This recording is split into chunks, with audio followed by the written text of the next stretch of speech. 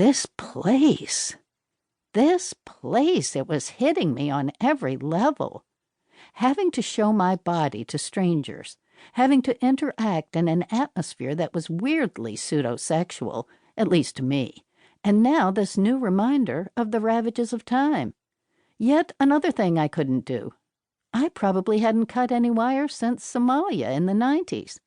The ability was one of those things I had thought would always be there, like James, or being able to see the sights on my gun without my reading glasses.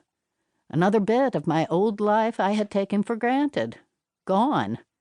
I glared at the fence and said something unprintable.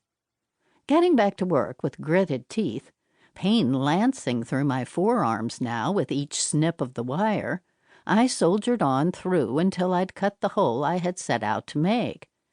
At last the final wire sheared away and the circle of fence fell into the underbrush. I ducked through, gave it a kick, and stowed my bolt cutters. It took me 3 attempts to get them into my bag. I allowed myself a little cry over James. Any time something like this happened, it made me miss him more. I think growing old would be much easier to bear if I had someone to grumble with. Frederick and Alicia and Martin were a blessing in my life, but they had lives and futures of their own. While I didn't have to grow old alone, I was alone in growing old. Okay, enough of that. I wiped my eyes, squared my shoulders, and got on with the mission. It didn't take long to creep through the screen of trees and into a field beyond. I came out past the pool and activity building, visible in the far distance and illuminated by a couple of outside lights. The office, my goal, lay hidden behind them. I threw some sticks on the grass, in a seemingly random pattern, so I could find my escape route. I hid in the shadow of the tree line, watching for several minutes. No sound but the cicadas. No movement. The interior lights were all off in the activity center. The tricky thing was that Adrian and Zoe had their little house right behind the office. I could only hope they weren't working late. I pulled my balaclava over my face. My luck held as I crossed the field, silent and nearly invisible in my black clothing. I stopped with my back pressed against the wall of the activity center, listening. Still no sound. Peering through the window, I didn't see any signs of life inside. Good. No nocturnal activities in the activity room.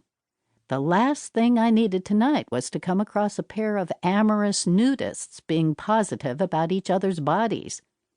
I was not a prude, really, but I just wanted this mission over without having to deal with any more embarrassments. Yeah, like that was going to happen. I crept around the corner of the activity center and studied the office and house behind. The office was dark. In the house, a light shone downstairs. It was too far away to see anything clearly.